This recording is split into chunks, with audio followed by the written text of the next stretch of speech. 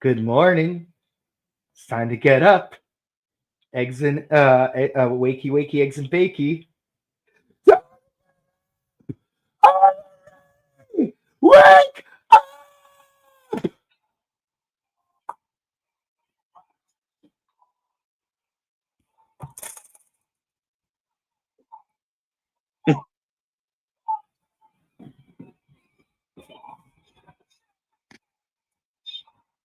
Ugh.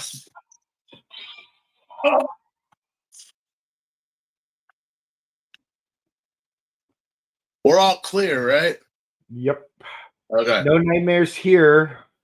Time to sneak on out of here. Woo! Hello, welcome to the Rider Time Archive. No, wait, podcast. Rider Time podcast. See, Steve being here throws me off. All right. But yeah, we're here to discuss this week's episode of Kamen Rider Zeztz, Case 6, Imprison, brought to you by Tokusatsu. Isn't it kind of nuts how the official YouTube channel is not archiving this, but a secondary party is? It is. That is kind of weird. I mean, most of the time that when they do something like that, usually the official affiliated channel is the one that does this, but apparently not. Well, at least it's being archived and people are able to watch it. But yeah, you can go to Super Raya's main YouTube channel. They've got episodes of recent Ultramen on there. Yeah, Tokusatsu is archiving it. I think not Toei. But not Toei Tokusatsu official. Yeah, no, that I think because people were just like, what the hell? And they were even bringing that up. But hey, how come Subaraya, like they're cool with it, but you guys aren't? Which, that's a very good point. It's a very good point. Mm-hmm. But then again, I mean, Toei be as it is.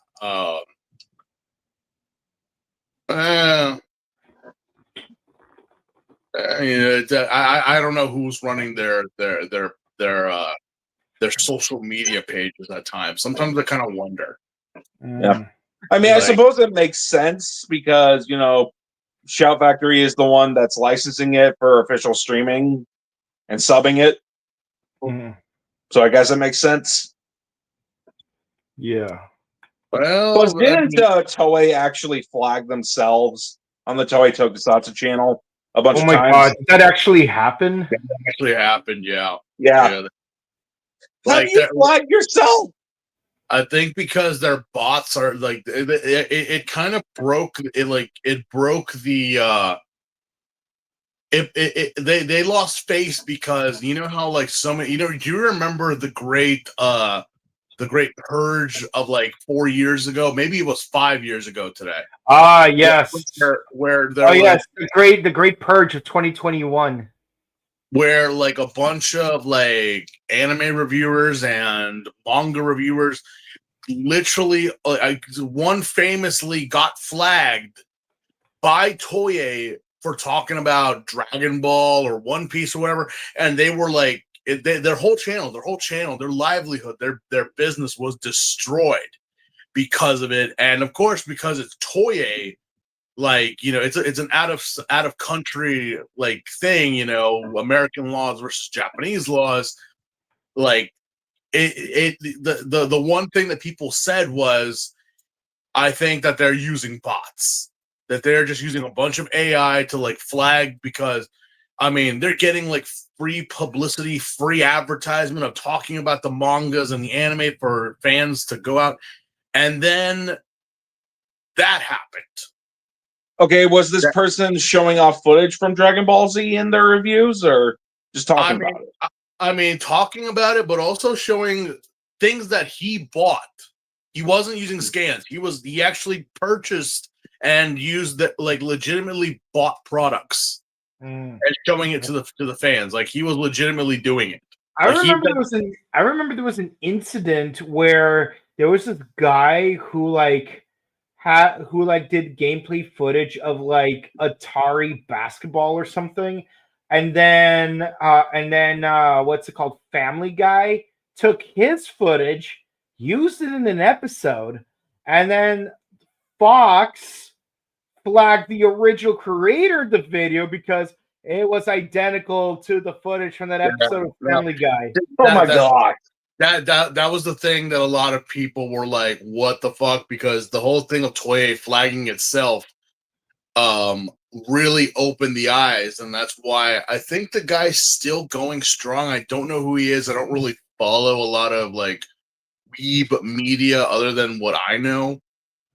But it reminds me of how there are people who do toy reviews on Godzilla, like Japanese Godzilla vinyl toys, and then for background, like they don't use any of the music from the movies, but they use the roars of that kaiju in their videos, and that's enough for Toho to flag them. Well, Toho too also has that, but I'm like, okay, you guys, they're not using pictures again. They legitimately bought the product. So but again, apparently there are no such thing as like copyright laws or fair use laws in Japan. Like I don't know. That's what I've been told. Well, but I know they got rid of like a bunch of anime streaming sites, like Kiss Asian and Kiss Anime. But I mean, granted, those sites is a great way to get a virus, but I know all the Tokusatsu in the Internet Archive, there was a guy called Ryuga Kiryu who had like every season of Kamen Rider, Ultraman, Sentai, all the Godzilla movies, and now it's all gone.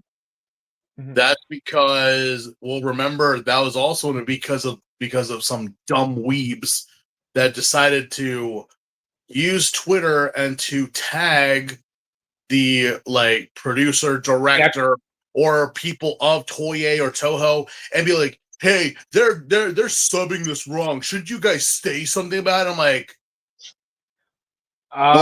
oh yeah, we'll definitely say something about that.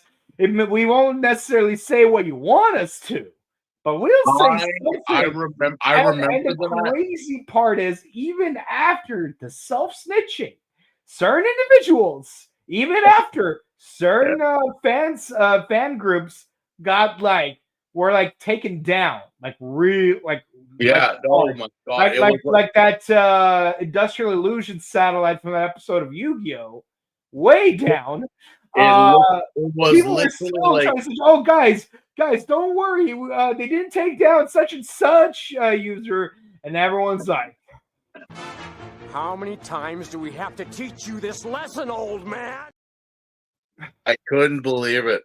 I could not believe that this idiot self-snitched again and letting and again, I'm like, look, you're right. Look, fan translation, fan dubs, whatever, be damned. Okay, as always, we never take it seriously. Reading mangas or watching the show. I mean, now there's simulcasts, so I don't know why you're getting the subtitles wrong. Whatever.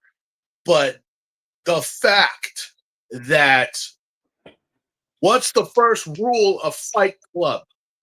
Don't talk about that one book by that one guy about that one dude with breast cancer. No. Yeah. Oh my god. And I'm like, this had to have been a kid. This had to have been some snot-nosed little punk who you seriously just did what we think you did. Mm-hmm. Or maybe a guy in his late 20s. No, that's what I mean. He's a kid. Who's a certain type of neurospicy who hasn't had enough ABA training when they were younger. I swear, it's like, why the heck? It's like, again, look, I know, I get it. I totally do. You want to be Mr. Cool. You want to tag the actors, the actresses, the companies, and everything, and you want their 2 cents on it. But why on earth, when we're saying, hey, shh, you don't talk about Fight Club, okay? And then you immediately go and talk about it. How many times do we have to teach you this lesson, old man? Especially to the officials. Look, man, again, maybe this guy didn't get it. I'm talking 5 10 years ago, anime was running rampant. Like, idol animes were everywhere. We like you couldn't get, but you know what we couldn't get? We couldn't get any Toko.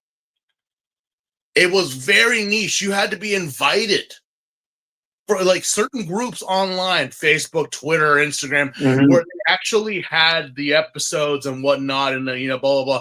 But we had our safe spots to be okay. We can watch. Do we feel bad? Do you remember when they actually announced that that Tokusatsu was actually releasing official DVDs, and even the streaming sites or the sites said, you know what, we're like the minute this comes out, we're taking away that particular file. Season. We're taking it away. Yeah, we're taking it away. It's like, why? Why are you taking it away? Because now you have an official way to watch it, and everyone's like, okay, cool, great. Mm-hmm. And it's like, okay, we accept that, but when some kid goes off and snitches, and then it's like, oh man, even with Kamen Rider right now, it's like yeah, like when Ultraman started becoming official, it's like certain fan groups stopped doing Ultraman. When certain seasons of Super Sentai came on, they took down those specific seasons of Super Sentai. The same with Metal Heroes with Discotheque. Yeah. In fact, you know what? Discotheque actually asked these fan groups if they could use their subs in their Metal Hero Blu-ray sets. Yeah. Did they agree to it? They did. Actually, some of them did. Yeah, they used the fan subs for Gabon and Just Beyond. I can't get over the fact that a U.S. commercial for the Super Mega Force used the fan subbed footage of Gokaiger. Oh, you think that's bad? You should see the Toys That Made Us documentary for Power Rangers. It is so inconsistent. It is so inconsistent, and it gets so many facts wrong. It's like putting aside how many facts they get wrong and weird personal opinions. They will literally show fan sub footage for Battle Fever J, Denji Man, and Son Vulcan, and then they flip-flop with showing official subs and fan subs for Jew Ranger. It's like, pick one or the other. And then they randomly show a fan sub scene from Kyoryuger. It was weird, man. Well, you can't get them right all the time, especially with these documentaries. Like sometimes it kind of makes you wonder, yes, that obviously that one, but also like the behind the scenes, like what was that recent one that came out, like because of the whole Drake and Josh thing? Apparently every Quiet on Set. Every kid show from the 90s is now doing the podcast. Not the podcast, but I mean like an actual documentary of behind the scenes of the stories that you didn't know that were like, wait, what?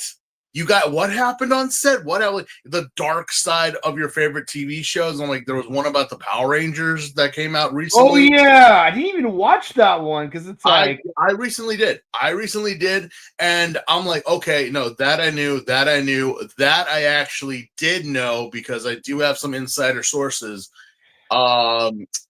I'm not sure about this. I know we're talking about it, but at the same time, it's like, are you sure that happened? Because that just the timeline doesn't make sense. Yeah. But again, who am I to say? We got to sell this. We got to make money off of this. Which, of course, it's like first we try to squeeze money off of you by shoving your childhood down your throat, and then we'll make one last grab for money by destroying your nostalgic childhood. It's like you were fans of the Power Rangers. Did you know the behind the scenes that they were getting paid $600 per episode? Yes, we did. Yes, like, it's been 30 years. Of course, we knew this by then. We knew this in 2010. Of course we knew, and of course we knew the like, you know, the whole like the court and everything. Of course, we knew that, but of course, it's like you're talking about $600 back in the 90s. Mhm. Okay, like that money was, I mean, for today's money, you're like, oh, that's nothing. But I mean, back then, I mean, yeah, but also it's like, yeah, remember, no one had faith in that show. All It was, right. Okay. So $600 from 1993 would be inflated in 2025 as $1,345.23. basically the minimum, basically. But the thing is that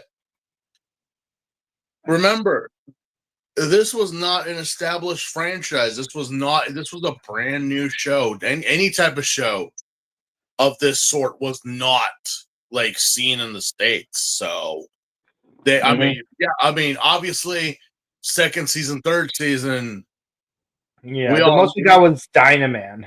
you know, And yeah. in Hawaii, which is a U.S. state, we did get some tokusatsu there, but it was just in Hawaii, like Kikaider 01, Inazuman, Kamen Rider V3, and apparently they aired Go Ranger and no, not Jekka, Go Ranger and Battle Fever there. Yeah, they did. So, I mean, the thing was in like mainland America, mainland America, exactly. They had never had anything like that. So, of course, you know, could there have been room for negotiations? Absolutely. But you're dealing with people who are not that way. You're not dealing with an actual, like, you know, Chaim Saban, be as he is, you cannot deny the man had done some shady shit. Mm-hmm. And before all this happened. So I'm like, are people legitimately surprised? Yeah. Like I'm not. I kind of knew. I got even like people who were behind the scenes, cameramen, light tech, so on and so forth. It was like, bro, it was a shanty town, but oh yeah, it made money. It made money. We made some coin, but we didn't make cash. I'm like, sounds about right. Sounds about right. Yeah, you're basically just saying things that are common knowledge to fans. Yeah. So it's obviously, but I'm like, you got to make money somehow and make it more dramatic than it is. Because I was like, wow, am I watching an episode of NCIS? Yeah. Like, you know what? Who are you? Ooh. I really want to know. Yeah, I'm waiting for friggin' Gruesome to show up. But yeah, it's it really is you know, being a fan of Toko in the 90s and even up to now, 10 years back, it was a totally different game than Oh yeah, I today. definitely remember. I mean, I remember you know, late 2000s, early 2010s when a lot of shows were not subbed. Like I remember a point when Nothing Before Time Ranger was subbed.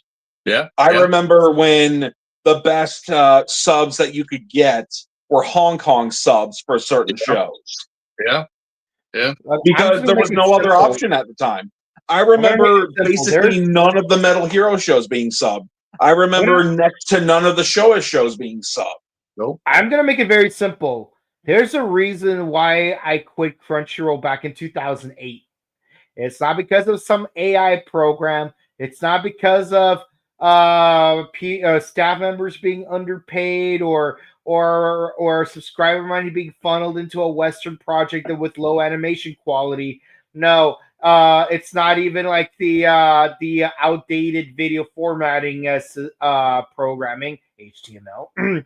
No, it's because in 2008 they took down all the tokusatsu. They had so much Kamen Rider and Super Sentai content. Like they had most episodes of both shows. And then gone.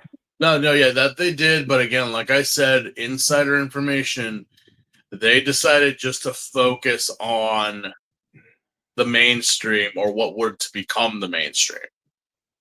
And lo and behold, they had to sacrifice something because that's when Sony bought them out and then bought Funimation and decided to merge them both. So obviously, yeah, we gotta cut some corners. We gotta make some space on the hard drive. So what's this about? We already have superheroes. Get rid of that. We don't need that. Get what Ultraman? No one knows who Ultraman is. Get rid of that. Well, we already have Power Rangers. That's an American property. Why do we got to have it on Crunchyroll? Yeah, get rid of it. But, again, nowadays, it's actually more accessible. So if whoever is a Toku fan right now, who you have just come in, you are living in a golden time right now. Yeah. Exactly. We have literally almost every single Ultraman series officially released. We have half the Metal Hero shows, give or take, if you count Kabutek and Robotech. I don't know if they'll release those or not. 15 seasons of Super Sentai on DVD, 13 of which can be watched online for free. And the more recent seasons of Super Sentai, if you use a VPN, you can watch it on Amazon Prime and Toei Tokusatsu Fan Club. And also, even before all this, for the longest time, Godzilla movies have been available on DVD. Yeah. Yeah, and yeah, Kamen Rider, it's like, yeah, it's a little behind with the times compared to the other two of the big three, but better late than never. We got 5 seasons available for streaming for free, and a 6th one where it's literally airing right now in Japan, and we're getting pseudo simulcast. Mm-hmm. Like literally just 2.5 hours later, it's available internationally. And if you wait till Monday, you don't have to watch it off of like a live loop. You could just watch it as a archived episode. Yep.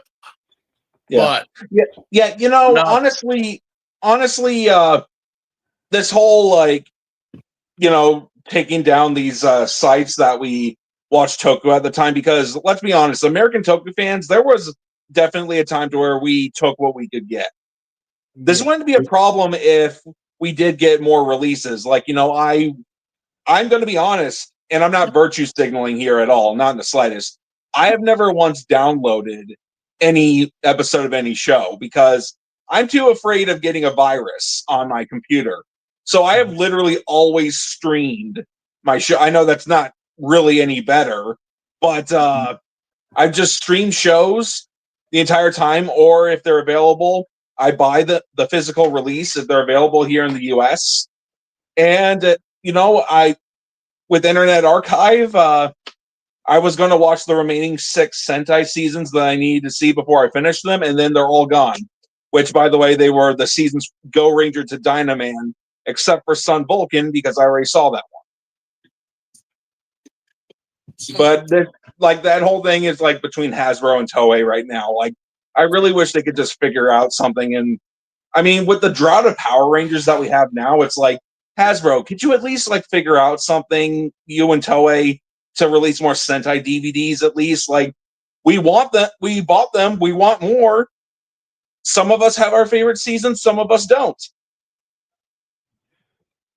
that will hopefully get resolved soon. Yeah. Hopefully. But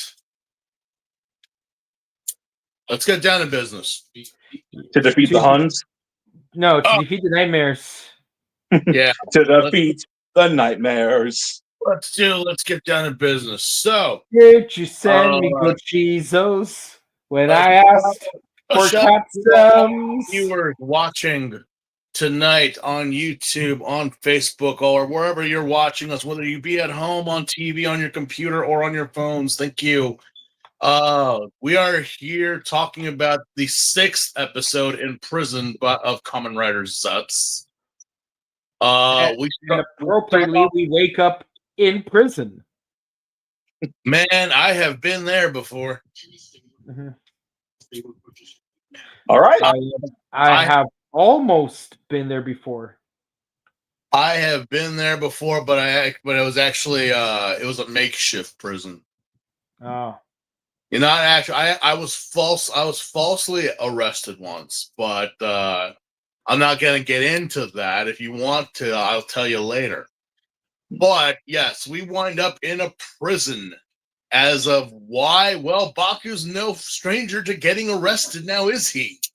In the dream world, of all places. This kid has been arrested more times than Martha Stewart. Damn, that's a lot. And that's a lot. Oh, wait, Martha Stewart, why the hell are you? She's got a longer rap sheet than anyone she knows, even Snoop Dogg. Yeah, it's hilarious how the two of them are always together because Snoop Dogg has almost no rep sheet, but Martha Stewart. But when you pull out Martha Stewart, it's pretty much like getting a receipt from a CVS. I hate those so much. God damn, Martha! But she can make an amazing Brown Betty. Mm. Better than Peggy Hill. Oh gosh. Oh god. Because for the record, her Brown Betty got those two country music stars sick. That is true. Yeah. Anyway, so Baku is here. Mhm. We have a married couple, older married couple in here. And for some reason, Nem's here. Ain't she always? Yeah. And her jumpsuit is a powder blue and a powder pink.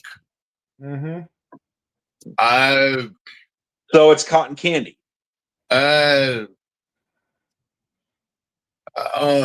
Darling, look, I love you. I know I do, but I gotta ask the question: what are you doing here? The dream insists that I play the role of a prisoner who's also the daughter of these two other prisoners.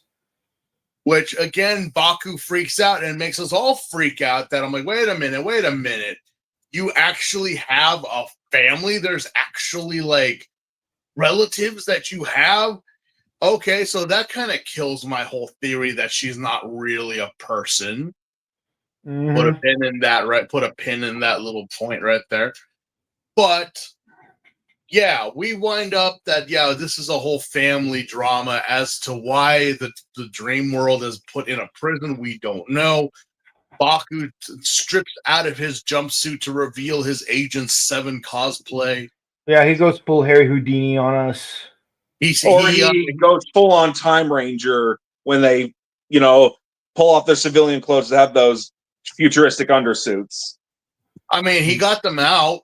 Although this whole prison is pretty much like a labyrinth because it's like there's chainsaws everywhere, there's booby traps, there's laser grids, trip wires. I'm like, who the hell is this Saw? Jigsaw? Hello, Kamen Rider. I'd like to play a game with you. I'm surprised they've done anything like that before. Mm-hmm. I really am shocked that they've never done that. Yeah. I mean, there's Geets. I mean, I know that's not Jigsaw, but, they're competing in games, I guess. Yeah, but this setup for this episode really does give off a Saw vibe. It's grungy, for kids. tiny. Saw for kids.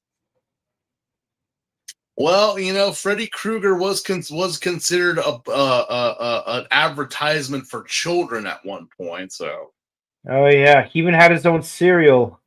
Yeah, Try Astronimo as part of this completely evil breakfast. I still want somebody to make a scene for Kamen Rider Zeztz to where he enters the dream world and then he looks over to his side and you see Scary Terry and he says, "Welcome to your nightmare, bitch." Oh, jeez.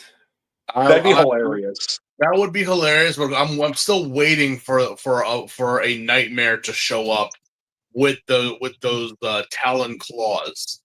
As of right now, we've not gotten that.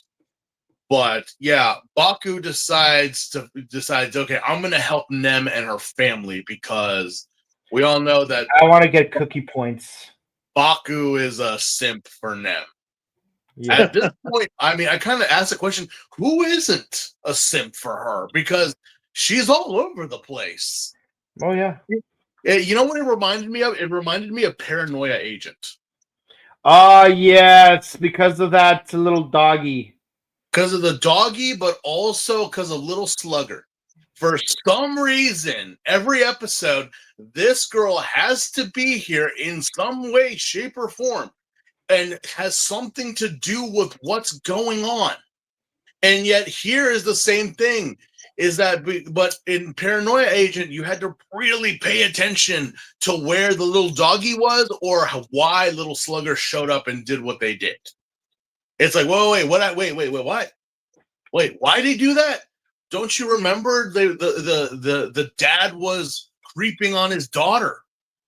You know, that's why. Because she hadn't spoken to him in 5 years, but because they randomly met up and they talked, that was the trigger moment that it happened.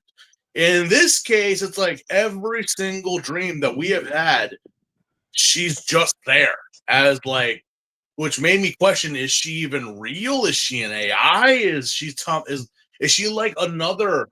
Oh my God, what is the name of the director who did Paranoia Agent? I forgot. It's the guy who did. I think it's the same guy who did Perfect Blue.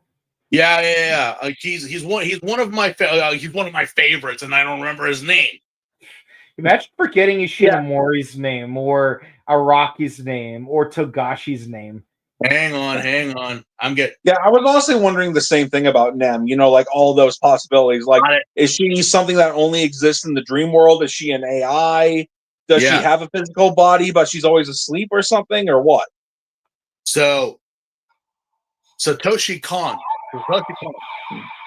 was his name. That man left this world too soon, because every time I see Nem, it reminds me of Perfect Blue. It reminds me of Paranoia Agent. It reminds me of Paprika.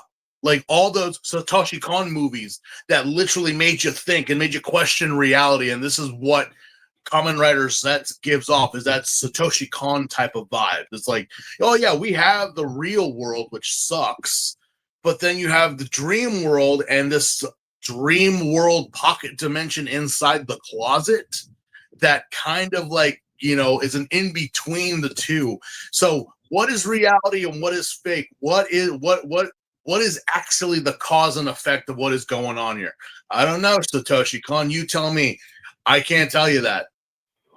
You got to figure it out. And that's what's kind of happening here with Nem and Zeztz, is like, okay, we're solving cases, we're doing this, but again, why is this happening and why on earth is she here? I don't know. We have to keep watching. Mm-hmm. But because of that, we wake up and we find out again, I left my window open. So of course he's like, oh my god. And it's Fuji. It's Detective Fuji and Best Girl Ruriko. You know, if I were Baku, I would tell them, look, if you guys can like use the dream world closet space thing, but can you please have the decency to shut the window when you come in? Yeah, no joke. You bunch of animals.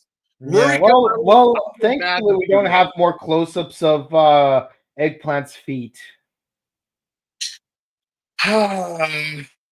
You know, just look her up on IMDb. I'm pretty sure she has an Instagram page. So, you know, the one thing, Nausicaa being best girl in this is always hardworking, while Fuji is over there being Fuji. Mm-hmm. And I'm like, you know what, Fuji, why are you here? We could just have Nausicaa here. But well, I think again, you gotta have that Mulder and Scully dynamic where it's like you got the crackpot and the straight man. Although it's crazy how, like in the original X-Files, Mulder was the one, like Scully was the one that always shot him down, while he was the hard worker. She kind of just like stumbled on something that like was related to said case. That's where this case is like Fuji is just Fuji, and Nausicaa is doing all the hard work because apparently she found, I guess, glyphs graffitied on the side of a hillside. Yeah, like some dude literally etched like some wicked art on the side of an actual hill. Like that. Okay. What that looks like a sweet mural for Burning Man, but what is that? We don't know. Burning Man. Not the bees. But apparently, Baku has seen this emblem that was literally left in the middle of nowhere. And it's crazy how he actually noticed it, because I didn't notice it the first time. When he took the photo of the couple that are arguing, or that the mother and father, on the wall, there was that same symbol on a tag. Mm-hmm. It's gang affiliated. Damn, I knew Yeah, it. it's the Japanese Bloods versus the Crips. Well, whatever this is, The Tokyo Bloods versus the Kyoto. No, the Todai Crips. I'm not touching that. We could insert a Jimmy Timmy reference here, but I ain't touching that. Oh yes, the Jimmys. Yes, come on, guys. I mean, just come on. I am not touching that. I'm like those We police wear officers. jeans, they wear leather, so why stick together? That's from Kids Next Door. I am just like, nope. I mean, Jimmy and Timmy look pretty thug, but nope. Now I want marshmallows and ginger ale. Mm-hmm. But yeah, so while those two are deciphering the photo and whatnot, Baku decides, I'm going to take my hard-earned allowance and buy me some gachapons. Oh yeah, because you gotta have them Kinder Egg mechanics. It's pretty awesome how he gets, like, again, no coins needed. He just goes and takes them as he wishes. Why did we need the gachapon machine in the first place? I don't know. Because we want to create the illusion that it's random. Yeah, imagine you're taking cell medals from O's and spending them on Zeztz capsules. Anyway, we have two new power-ups. We have They're blue. Yeah. We have projection and we have machinery, which, again, both exactly as they sound. So, we'll be using these sometime soon. Yeah, we're going to use one in this episode and the other in the next episode. Because ain't that how it always is? Ain't it the way? Yep. Well, apparently both Natsuka and Fuji have no idea who these two people are in the photo. There's nothing of a criminal record or any interactions with the police. So Baku decides, I know somebody who'll know. Like, you have people, Baku? Your sister. Yeah, I got people. Who's the people?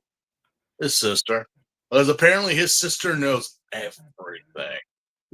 Yeah, she's a I guess his sister works for a television company or an agency, because we immediately... Yeah, because in the trailer they did say that she is Nem's agent or something like that. So, again, if you paid attention, you knew. I didn't even know that. I'm like, wait. Well, see, you have to pay attention to the trailer, because, like, in the actual show, you never really see her do anything besides use Akiko's chancla from Kamen Rider W. It's like she's just big sis. It's kind of like saying the sister from Gaim was something like to Yggdrasil. It's like, no, she was just there, which is kind of sad. I mean, she was part of Project Arc. She not directly, more like the victim of it, but... If you were to ask me what the sister did in Gaim, I couldn't tell you, because it's technically not involved the story, and most of the time, most family members aren't, unless you're like the bad guy, like we had in Build. It's like, well, obviously the father is evil intergalactic cobra that tries to destroy the world because his JoJo's Bizarre Adventure gay brother just couldn't do it. Yeah, or like Kamen Rider Black and Shadow Moon. Yeah. The thing is that I was like, wait, you know who this old guy is in here? It's like, yeah, he's my boss. remember, I work for a television agency. And I'm like, how come I'm related to you and I don't know that? But we cut to a variety Japanese TV show, which involving boxes. not the most Isn't there entertaining. anything on TV that isn't about boxes? See, I go home and relax, and I watch my favorite show about who gets the box, what's inside the box, and how much what's inside the box was. Storage walls. Crazy how, like, again, have you guys seen the Do Not React game show from Japan? No. It's like these two guys that are put into situations where it's like they must be stone faced the whole time during like these plays that you would obviously have a reaction. And one famous one is like having the women of the show beat them with straps. They must stay stone faced, or it's like, you know, photo, sexy photo, really sexy photo, and it's like co-op account. You must be like, you can't show any emotion. You can't. It's like they're like, you know, apparently they put clothespins on their faces. They strap batteries to them. It's like you have to stay. Oh yeah, like Buddha in that one anime when they go on that roller coaster. He's like, or like that scene in Yu-Gi-Oh! 5D, to where Jack Atlas and Carly are on the amusement park rides. Carly is screaming for her life on the roller coaster, but Jack is just like stoic the entire time with his arms crossed. It's pretty much that. I mean, I love those comedical variety shows, or like the show that what was it? Silent Library. You know, like what the seriously, like how come we don't have shows like that here in America? But either or. So yeah, it's bullshit. Like the closest we got was literally the show I Survived the Japanese Game Show, where like they just go onto Haimajide and then they just like broadcast the Haimajide footage into the US. Yep. And then with like additional like backstage interview type nonsense. But it's like at that point, why not just get regular Haimajide? But with like the actual Japanese contestants, and then just sub it. Like, you ever heard of something called G4? You ever heard of a Ninja Warrior Sasuke? You ever heard of Unbeatable Bonsuke? You ever heard of Banzai? We don't. And speaking of Ninja Warrior, Bouken Red was in an episode. Yes, and he lost in the first round. And I remember. And it was off screen too. Well, we don't talk about G4. They buried themselves. Oh yeah. No, I'm talking about back when it was good. Yeah. Yeah, I'm gonna be honest about G4. I do have nostalgia for it, but when I watch X Play reviews now, I just kind of cringe at them. I'm like, they just say some weird things, and I'm like, what? Oh yeah, like their Shadow the Hedgehog review. Yeah. Oh, I remember as a kid being taken back by it. It's like, what? Why would they give it a 1 out of 5? Because all the characters have the word black in their name. Black Hedgehog, Black Aliens, Black Arms, Black Doom, Doom's Eye. Okay, that's the one exception. Black Bull. But you give every Call of Duty and every Modern Warfare Black Ops like a 10. So shut up.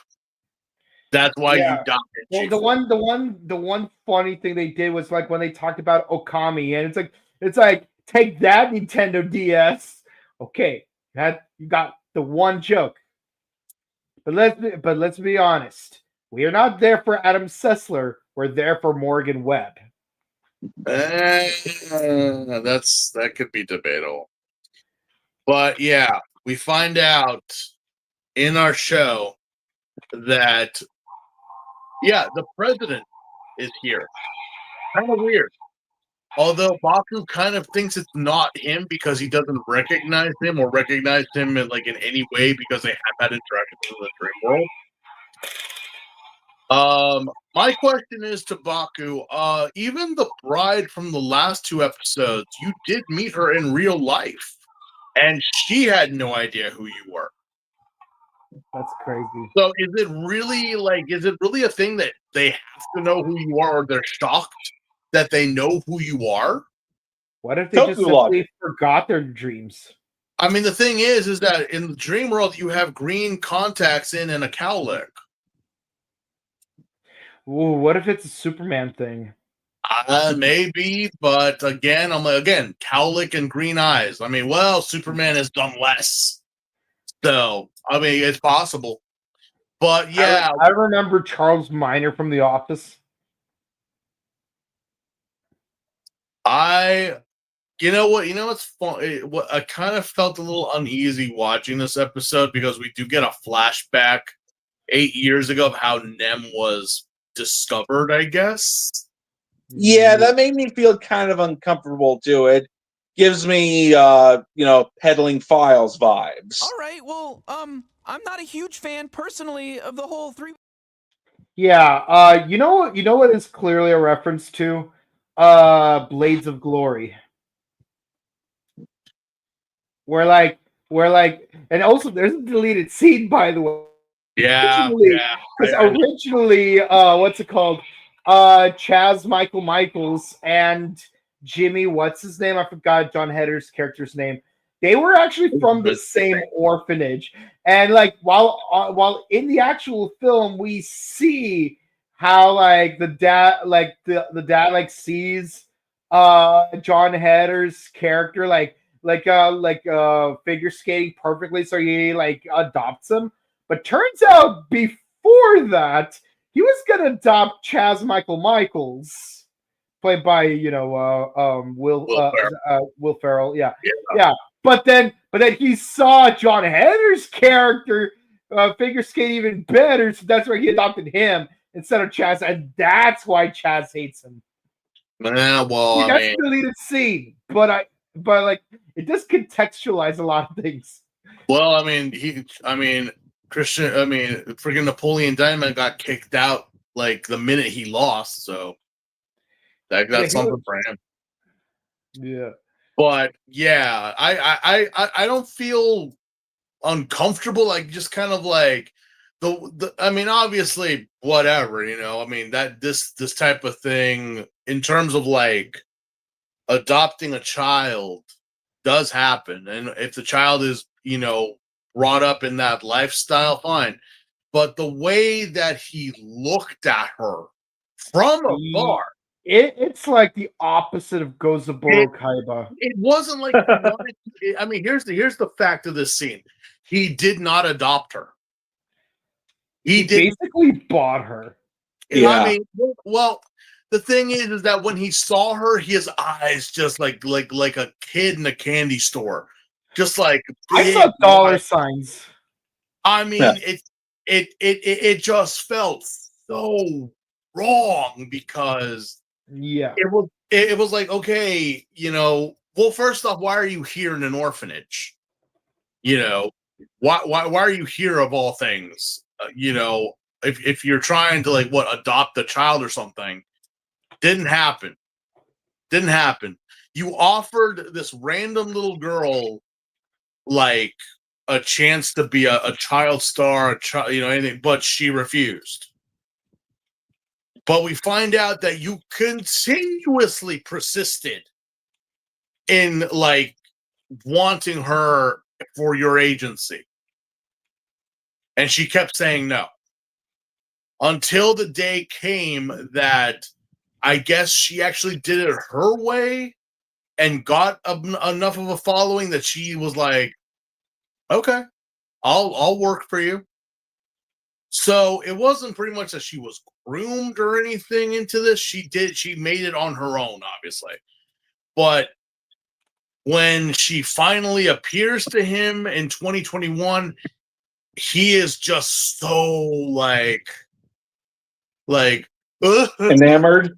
You have finally chosen me, Nem. You finally, I have not seen a man have such a bigger smile than being in a certain gentleman's club in Las Vegas. Or just reading a certain Nabokov novel. He's holding that little teacup poodle Like I swear, like, I was afraid he was gonna let the poor dog drop the minute that she showed up in his office. It's like, I'm like, I,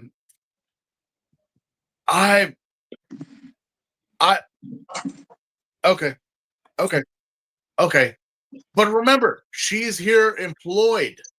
You didn't bring her. You didn't do anything. Everything that she's done as of right now has all been her. You are just the agency she's working with right now. But he's making it seem like, oh, what have you done besides promote her and put her face on everything?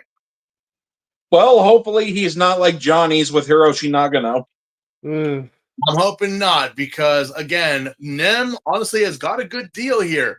Her face is on advertisements with clothing, food, cosmetics, pharmaceuticals, cars, and you name it. Her face is plastered all over it. So must be a pretty sweet gig.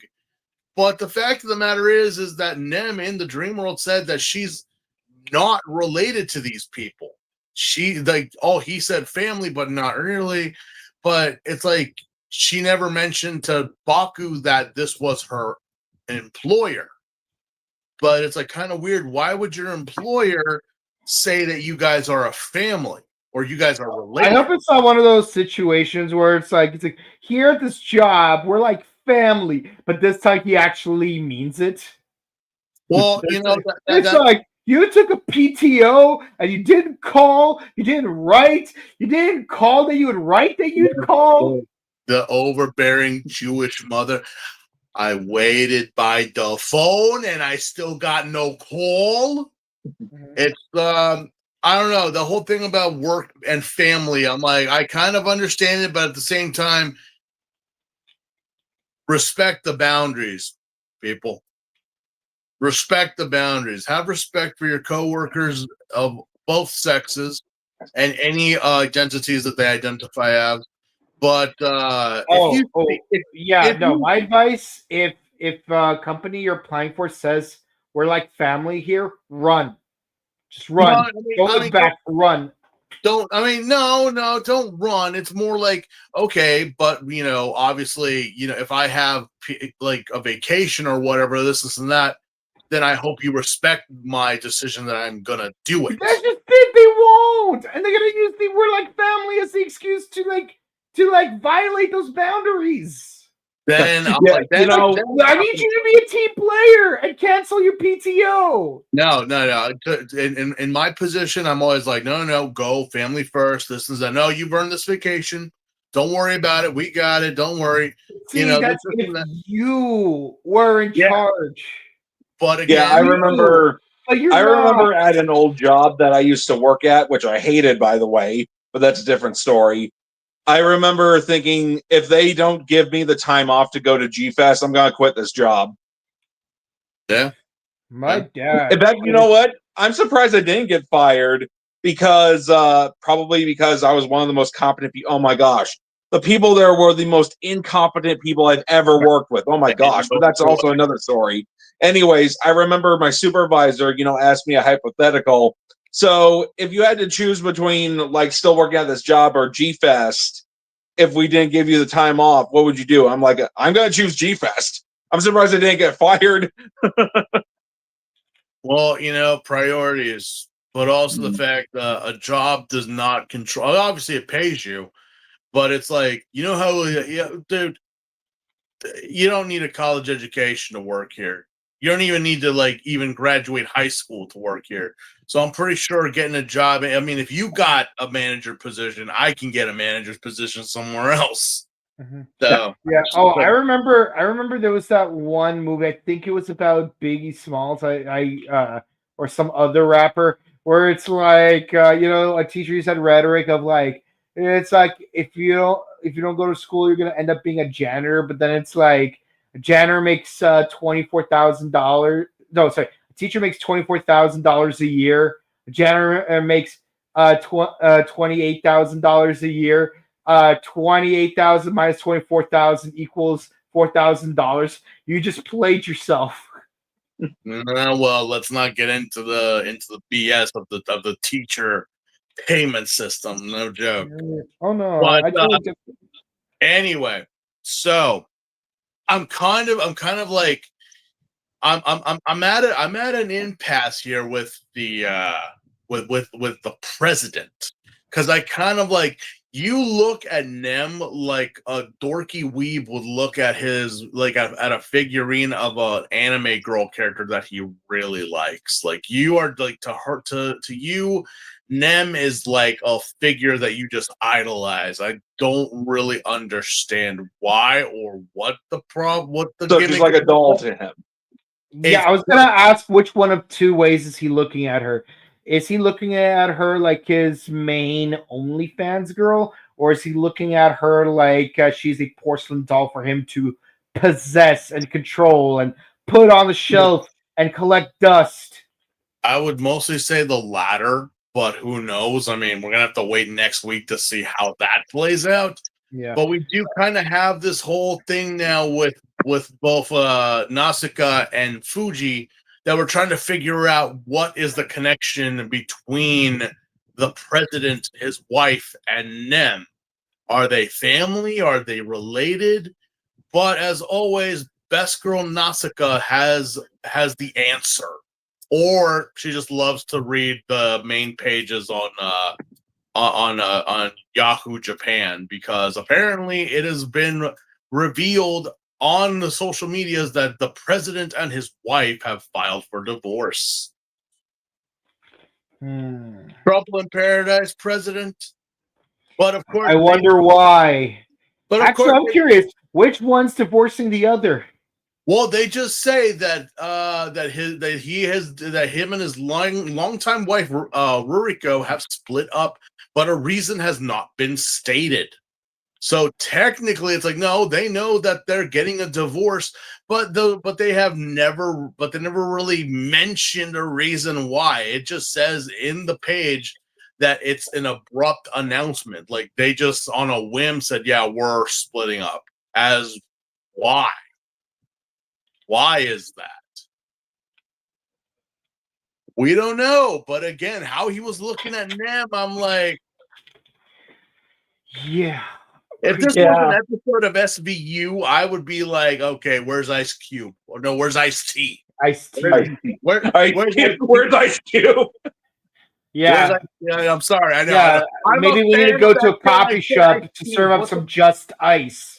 Yeah, where's Ice T? Seriously. But yeah, strangely enough.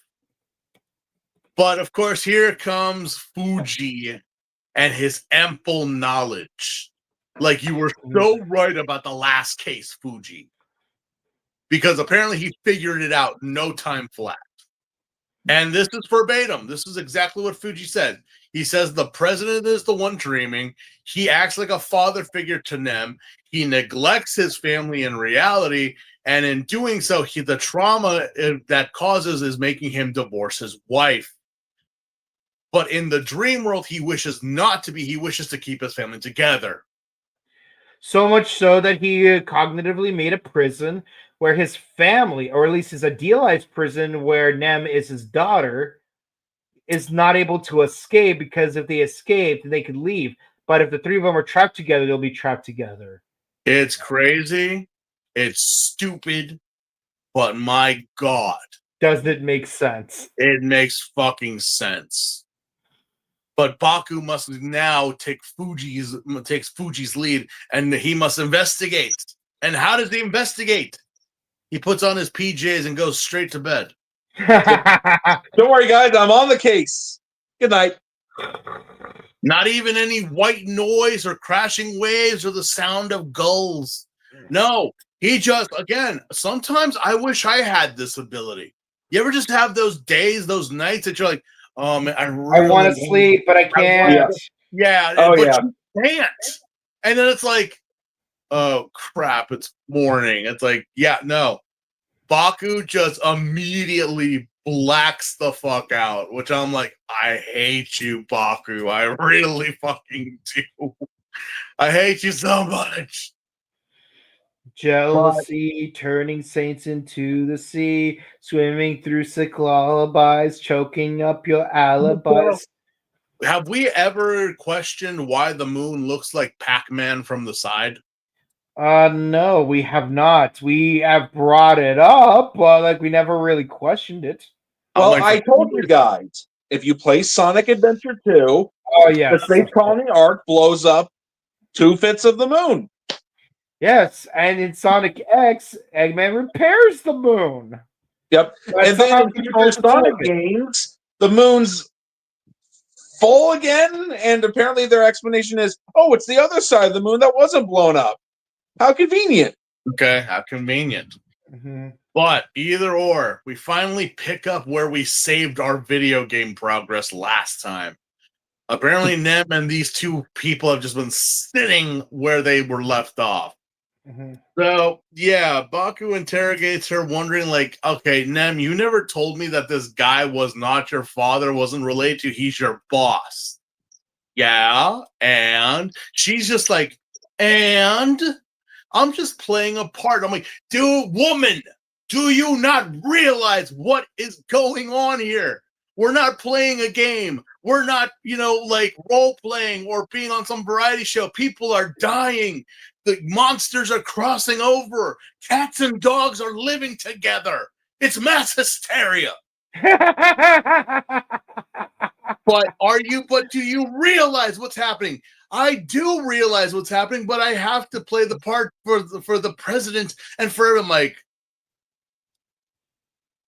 I think Baku got a little scared because she actually raised his voice to him, and he's like, I'm sorry. I'm like, Baku, grow a set, please, okay? Because we need to solve this case. I don't know what's going on. I don't get it. But apparently it's so much you scared her off, and now the president is chasing after her. Oh, man. He just leaves his wife and goes running after her. And then we see Baku chasing rabbits in bed. Yeah. Oh yeah. Hey guys, look at that. Baku. He's dreaming that he's running. No, yeah, I had a Oh, dog Jesus. that used to do that. I'm like, it's chasing rabbits, I think. Mhm. You'd just be like, Oh yeah, I remember when my brother's dog, when she was still with us, we miss her very much. I remember when she would, just be asleep and just that's what Baku's doing because he's literally. I'm like, so wait a minute, Baku, when you're asleep, you're actually throwing punches and running. Okay, now I see how you stay so fit. You're actually you're exercising in your sleep.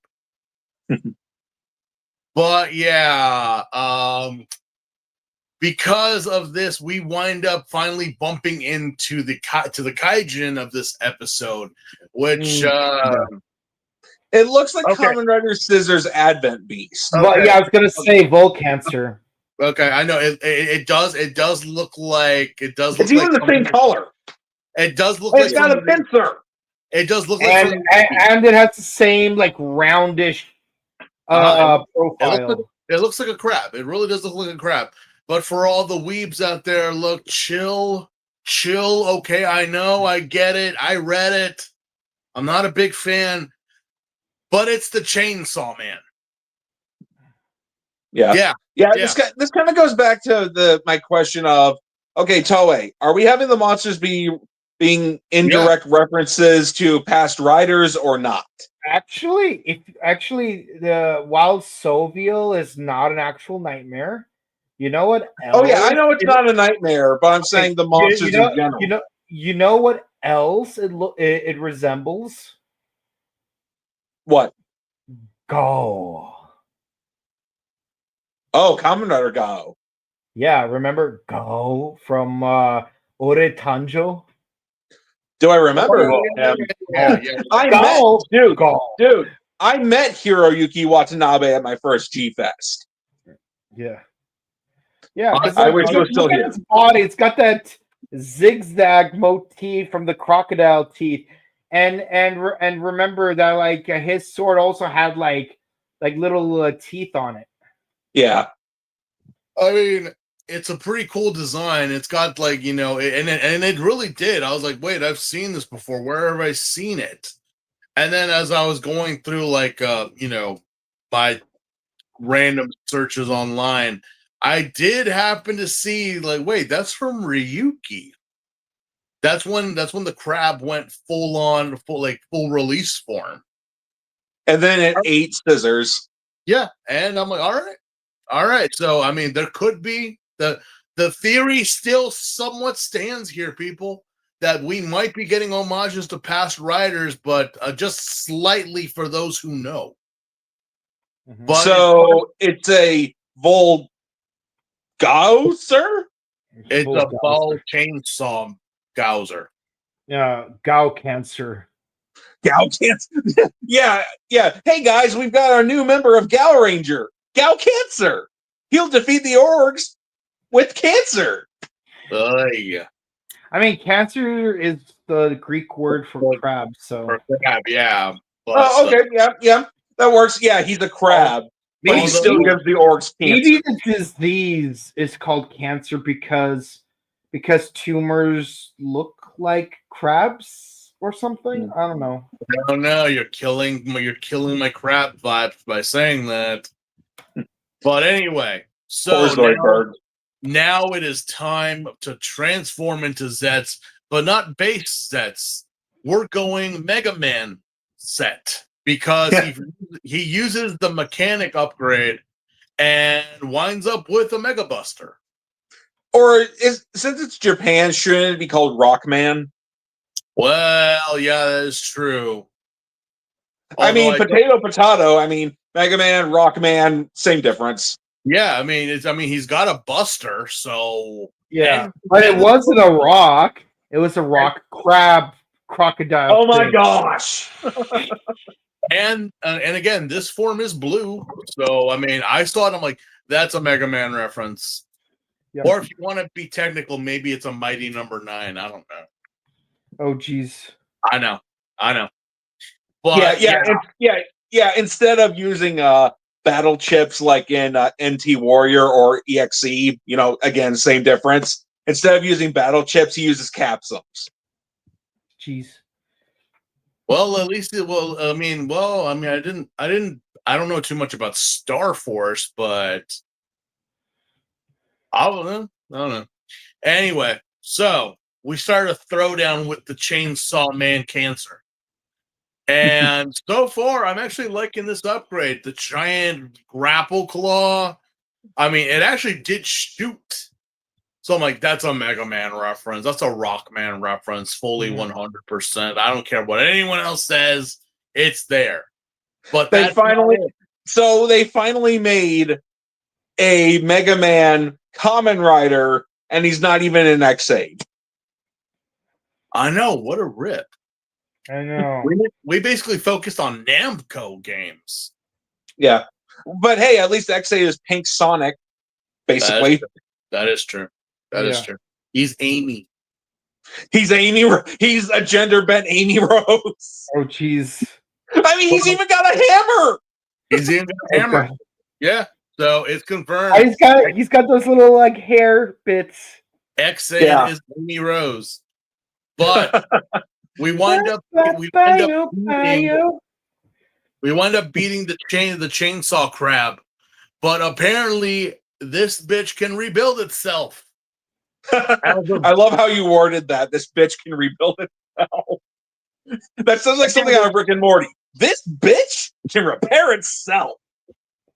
And apparently it can also make a clone. But why is that? It's because that mysterious doctor has finally appeared.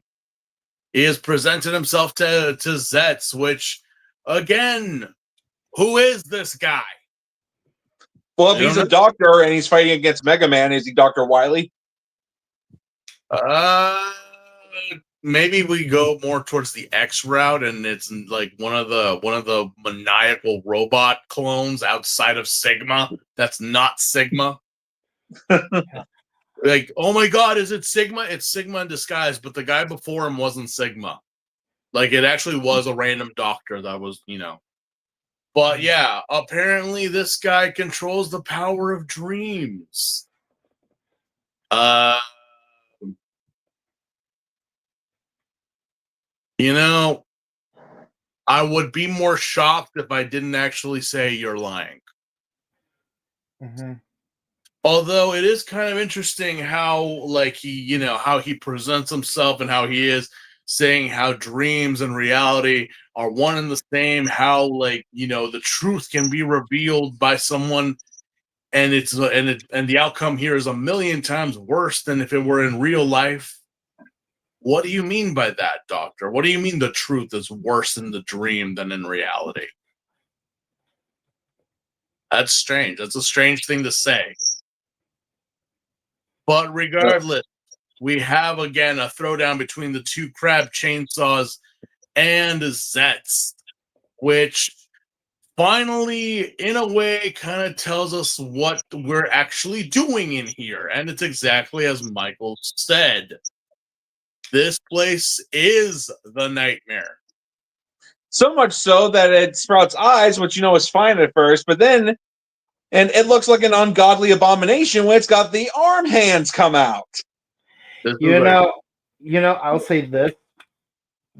You thought that this little guy that looks like Gao cancer was the nightmare, but it was the Makamo looking thing the whole time. It really did give the yokai vibe of the one-eyed like what so dumb of me that I keep forgetting what these things are called. But obviously we know it's like the one-eyed, like the umbrella or the lantern. That is again, it's a yokai. It's a spirit. The one with the tongue. Yeah, the one with the tongue. And the it's one that inappropriately licked Renge 2 seasons ago. Yeah. Yeah. So I still feel bad for her homegirl. She deserves better. It's like, wait a minute. So you're telling us that the crab chainsaw man is not the nightmare. It just happens to be something that's inside of it. So you're saying that the nightmare has already caught the dreamer? We are inside. Then how come it didn't go to the real world? Who says? Because there are 4 doors. Yeah, but who says that it hasn't affected the dreamer? Ooh. That's the thing. It's like I know with Fuji, it went after the police department because of what they did to him. As for this, though, what if it affected Nem in some way? Well, I mean, the thing is that, well, in this revelation, we finally realized that, yeah, so we're inside the monster that we were supposed to escape from or get away from. But it turns out that, well, it's not the wife. It ain't Rem. It ain't Nem. So it's the president. Mm-hmm. Obviously, I saw that coming. I mean, it was pretty obvious. Yeah, because I'm just like, okay. But again, I remember, like Baku said, oh, the president doesn't remember me because we have met. Again, the bride didn't remember you when she met you in real life, Baku. So how can you base on that? How can you base anything on that? Yeah. Anyway, I guess this all just kind of finally comes to fruition that it causes the president to snap. The man literally... Yeah, he's like, I want to stay here. I want to stay here forever. Yeah, he lost it. His salmon roll just fell off his sushi. He has totally lost it. Game over, man. Game over. And he just takes Nem and runs off like a creep. Yeah, and pushes his wife out of the way. Oh my god, this is just bad karma written all over it. It just really doesn't help because it just comes off like he's being possessive and he has romantic or lustful feelings towards her. Also, as he runs, he closes the door. We fade to black, but we also hear a click sound. He locked the door. Oof. Yeah, also, considering how huge this nightmare to go through the door, or does it need a really big door to enter the real world? I don't know, but apparently this thing is like again, it's very Lovecraftian in how it looks. You know, with the four eyes kind of going down and the arm hands and the tail that it has. It's like this thing is. But again, I kind of asked the question. So are the nightmare? Obviously, the nightmares already exist. They're already around. Did this one appear this size, or is it because of the president's dreams and his goals or obsessions? Did it grow to this size? That's my question. Because I'm like, most nightmares have always been, they've been like human size. This thing is like, this thing is huge. Kaiju sized. It's kaiju size. How? I mean, do these creatures exist this way, or did it grow because of what it is that you wish to happen in the dream? I mean, maybe the nightmare is whatever size you need it to be, and he needed this nightmare to be that sized. Or maybe it's the other way around. Maybe like he had that particular nightmare for like 20 years and it festered long enough for it to become that. It's grown. Well, it's gotten pretty fat. This thing has gotten well, you know what? There's only one way to defeat it. We need Zeztz to use the J capsum. But unfortunately, J's not programmed into the Zeztz driver toy. Only Ichigo is for Showa Riders. So he's screwed. Oh jeez. Okay. You'd think that like with the advance in technology in these toys, you'd think we'd go from having 6 pegs to having 8 pegs, so that we could have up to like 256 capsums instead of 64. Yeah. Yeah, but because of that, we are close to the end of the episode. We finally have our final scene of Natsuka and Fuji talking to the president's wife. Or ex-wife, however you want to put it. I mean, officially, unofficially, they are not divorced yet.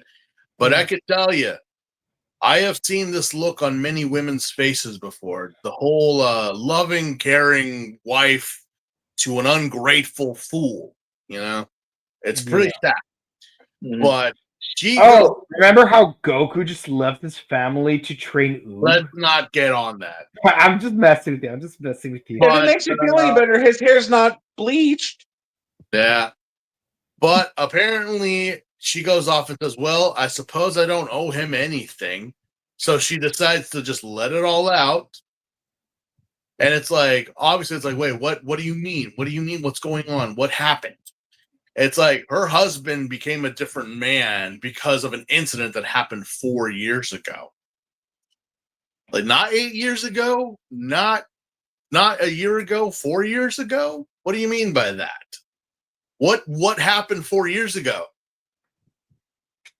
We have to. Yeah, and then the last shot that we see, it's like a shrine, for lack of a better term, to Nem. So I'm kind of thinking, okay, is she dead and her soul is in the dream world or something? Or does she still have a body or what? I mean, I'm looking at that scene right now. And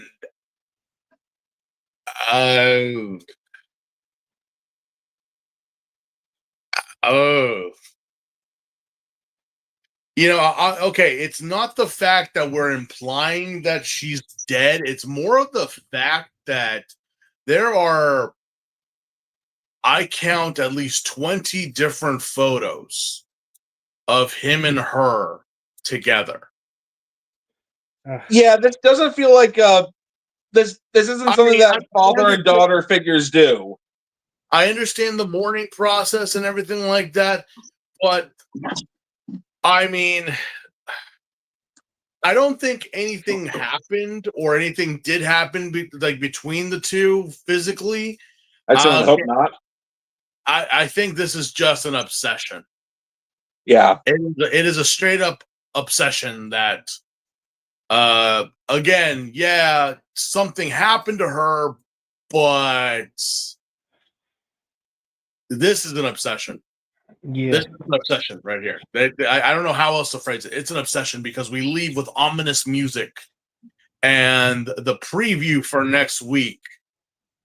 And, well, can't tell you about it. You want to see it, you're going to have to wait for us. But we do see someone in a hospital bed.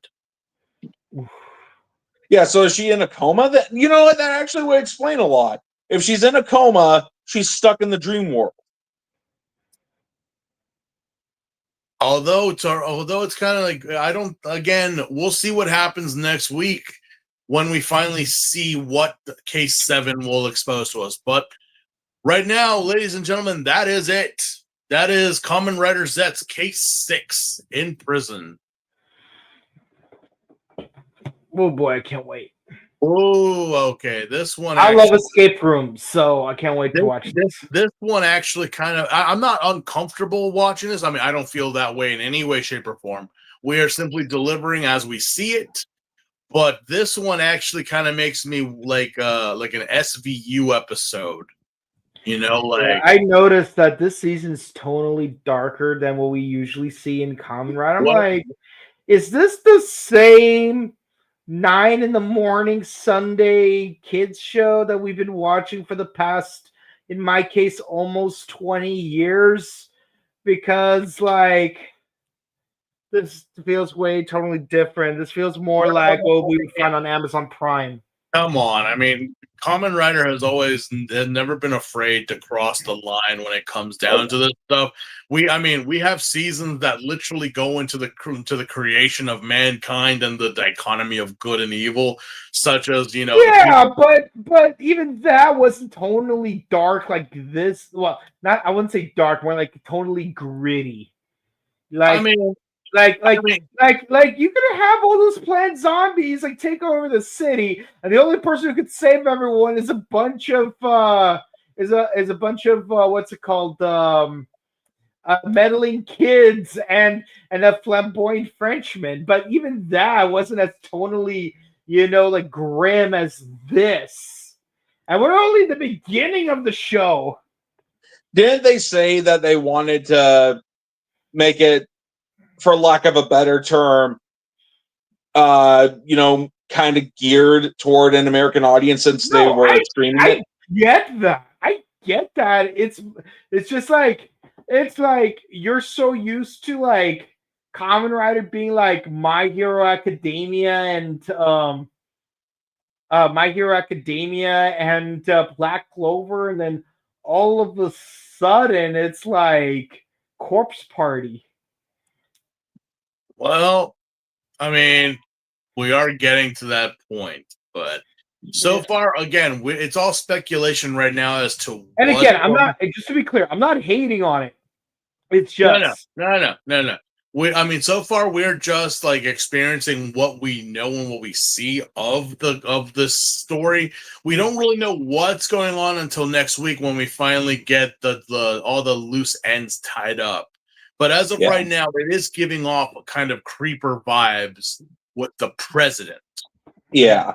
So I'm hoping it continues to dive in more into this. I'm loving this, but also I do understand if they wish to pull back a little bit, because you know how people do talk, and that does kind of affect how shows. Oh yeah, it's 6 angry letters means 6 million angry audience members. Yeah, so hopefully there's no messing with the FCC. Hopefully they continue to produce more of these stories, because I'm like, it is actually interesting. Yeah. Hopefully it's not a blue SWAT situation, from Metal Heroes, to where the first half took itself. Yeah, to where the first half took itself seriously, but it was alienating the child audience, so they made it more lighthearted in the second half. Oh yeah. Of course, I'm not saying that's necessarily a bad thing. I have yet to watch Blue SWAT. I want to see it. I hope Discotheque releases it eventually. I'm sure they will. But, I want to check it out for myself and make my own opinion on it. Yeah. Well, we'll see what happens next week. But so far, this is actually a pretty good episode. and I want to know what happens. I'm actually like, what happens next? Oh, yes. What is, and it is true what they said in episode 6. We're gonna reveal a little bit more about Nem, and I'm like, yeah, you said, they said, that's what the man said, and we're getting it. So I'm all here for. I am all invested in it. I am so in this. You know, also speaking of, oh, sorry, didn't mean to. You go first. No, I'm just saying. I'm actually like excited for next week. Yeah, Oh, yeah. me too. Yeah, like with Zeztz, I'm also wondering, a bit unrelated, but with other riders that'll show up in the show, like I think the secondary rider is called Yetz. I think that's how it's pronounced. But I'm wondering, will all of their drivers be on their chest, or will we have a rider with a traditional belt, or maybe a wristwatch or something? Oh yeah, like how like Kamen Rider Mock was like actually had a traditional motorcycle. Yeah. While Yeah, I he was mean, riding. not at all saying that's a bad thing. I mean, I'm still kind of getting used to the whole henshin sash. It's an interesting idea. It's just like, it's not the traditional Kamen Rider belt, which isn't a bad thing. It's interesting, but I'm more used to it now than what I was before. So I'm kind of wondering, like, if we will have a traditional henshin belt, or if it'll be a Hibiki situation to where nobody has a henshin belt. Well, we're just gonna have to wait until the secondary rider does appear. But yeah, Yeah. I'll give this one a 9. I think it's actually a very interesting story, and I hope they go and delve a little bit more darker than what we expect. I mean, I really would like to see it'll go go there. We have gone there many times in past Kamen Rider, so I'm like, why wouldn't we go there again? I also give this a 9 because like I love the like whole like prison break concept of the episode, and I do like the intrigue that we're learning more about Nem's past. And I like that the twist that like, oh, the prison itself was the nightmare. But on the other hand, it's like, yeah, it's like I know the creeper thing is a thing that exists in general in Kamen Rider, even in the past. Like come on, man, like yeah, like, I know. I was even like looking at the screen, I was like, but yeah, no, it's like it's like I don't know, something like I don't know. I got used to like a certain tone from like, and like I don't know if I'm even like one to talk. Cause keep in mind in Gavu, like you have people being turned into Soylent Green, so it's like, why am I even like, like ranting about this? This is par for course, but it's like I think it's mainly because of like how consistently like dark and heavy like the atmosphere is in this season. It's like I have to like really like buckle in. Also, I think it's also because of the fact that like I really am watching this season like Saturday evenings, and maybe if I watch it like Sunday mornings or even like Tuesday afternoons, like it probably would hit different compared to actually like watching it Saturday nights. I don't know. Maybe like you could call it the tsunami effect. Maybe like I don't know. Like maybe we should do an. But here's the thing: I can't just like wait. Like at this point, I can't wait till like Sunday morning or Tuesday afternoon like I used to because we do have official subs. Everyone's gonna spoil it as early as freaking 8 p.m. on Saturday. Of course, I'm gonna have to watch the episode as it airs. Thanks, Tokushatsu, for being so awesome at like giving us such early releases on official subs on Zeztz. And no, I wasn't being sarcastic. It is what it is. Yeah. I suppose like the way you watch certain seasons affect your reception to them, because I don't know, like maybe like Steve, you're the O's expert of the group. It's like is watching O's the way we do now feel different compared to when you originally watched O's back in the day? You tend to focus more. I mean, since now we're analyzing everything, you do get to see the hidden themes of what the series was doing. It's like, with Kiba, Oz, Gaim, build and all that stuff, like what exactly, it's not just a superhero show. It's not just like there's a story, there's something being told here, but it's more than just face value. So with Oz, it was like, oh yeah, no, the first time you're just watching it, but then going back and then rewatching it, now now you realize that every character was, again, it's pretty much a perspective of who is good and who is bad. It's all pretty much how you look at it, how it's presented. It's a matter of perception, really. Perspective. It's pretty, and it's the same thing here. Right now, we're seeing a creep, but we could actually find out later that it's not. That it's, again, we're just getting the bare minimum of the story. What's the rest? As is the same thing with the character of Oz, the entity that is Oz, and then the greed. It's like, wait. You're telling me that who we've been cheering for was actually the villain this whole time, and the people that we've been booing and hissing at are actually the real good guys? Yeah. Yeah. It's all a matter of how you look at it. Okay? Because think about it. They never hurt nobody. They only hurt. What happened was pretty much it's just a matter of circumstances. And the same thing here. What's going on? What's happening? We don't know. But again, we're so quick to judge because what we've seen so far. What's the actual story? What happened to Nem? What's going on with the president? I don't know.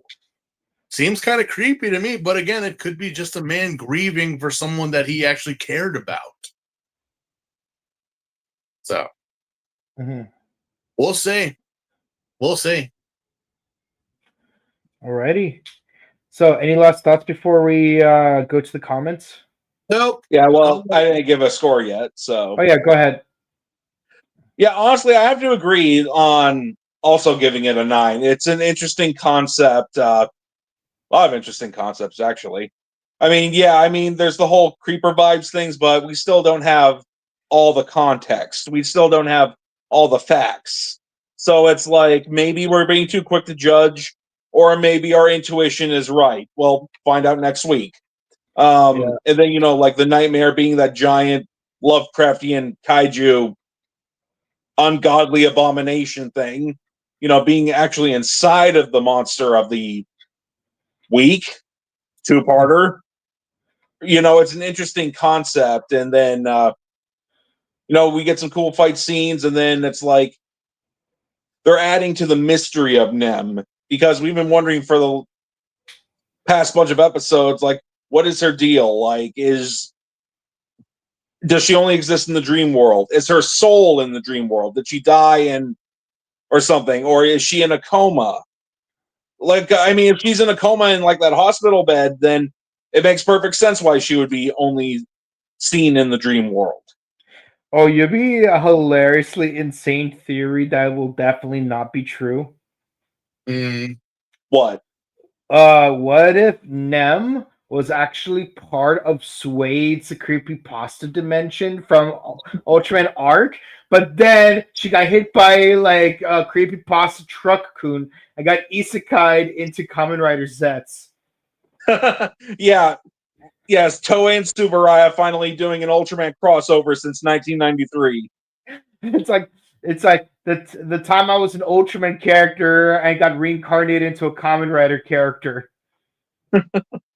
Yeah, it's kind of a reverse of Blazar because he was Heart and Drive. Yeah. Yeah. Yeah. Or if you think about it, he was also the Black Ranger in Mighty Morphin. That's true. And Green Zeo in the first Green Turbo. Mm-hmm. Yeah. All right. All right. So you got your scores in? Yeah, I submitted mine. All right, time to check the comments, guys. We're almost there. It's cool that you guys got that Zeztz driver on. Now you just need the suspenders. Geez, don't remind me. You mean that S&M looking suspenders? Yes. Oh, Kinky Rider. Yeah. Yeah, with the eyes and the cowlick. Okay, some of the episodes of Paranoia Agent had some unsettling things happen, and none of them involved Little Slugger.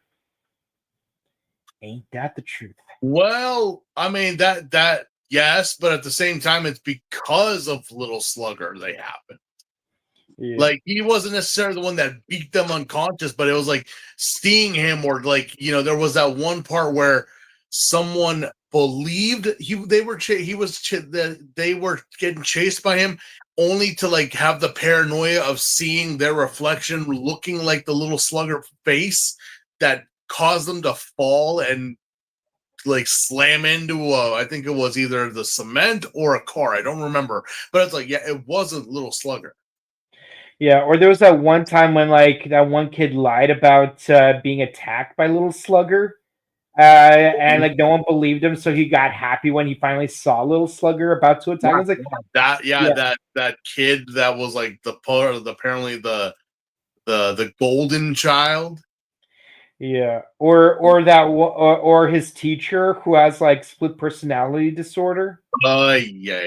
Yeah, and again, we mentioned the dad. We're not going to go further into the dad, but then there's basically Steve Martin, Martin Short, and Selena Gomez in that one episode. Yeah. Yeah. But okay, next. All right. Yeah, this episode feels like an episode of SVU. Please. Yeah, it really does. Bum bum bum bum bum bum meow. Lol, Gao cancer. Yes. Yeah. Gao cancer. Yeah. Yeah. First we got Selinquished. Now we have Gao cancer. Selinquished. Yes, the classic. Yeah, no. Okay, guys. We hope you guys enjoyed. Please be sure to comment, like, and subscribe to us on YouTube, Facebook, Twitter, Instagram, ding and bell icon, stay notified for our latest videos, and be sure to share our videos because it helps us out with the algorithm. We're almost at 3.1K. That's crazy. It's like feels like it wasn't too long ago when we just got to 3K. So yeah, we just want to say one more time that we love and appreciate your support. We do Ultraman Omega, number 1 Sentai Gojuger, Kamen Rider Zeztz, Kamen Rider O's, and our new show, Tanzaboro wants to be a Kamen Rider, which we are doing on Tuesdays. This week we're doing it in the morning. Fresh as a daisy, something to wake up to. So tune in tomorrow. Yes, we also have a lot of Power Morphicon interviews. We finally uploaded the last of all 55 Power Morphicon interviews from last year. That includes Holly Shanahan, who played Camille in Jungle Fury, Bede Skinner, who played Jared, also in Jungle Fury, and of course, Dan Ewing, who played Ranger Series Black in Power Rangers RPM. All 55 of them are available in playlist mode, so you could definitely watch them all back to back. Okay, enough. And of course, check out our sister channel, The Buttery Show, where later this week we will upload maybe 1 or 2 more interviews later this week. So stick around, enjoy. It's going to be fun. We love you guys.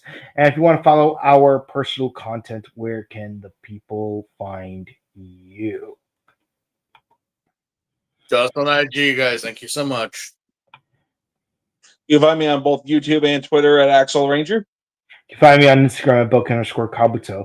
And if you want to say hi to us in person, we will be at the Burbank Conventions. No, not Burbank.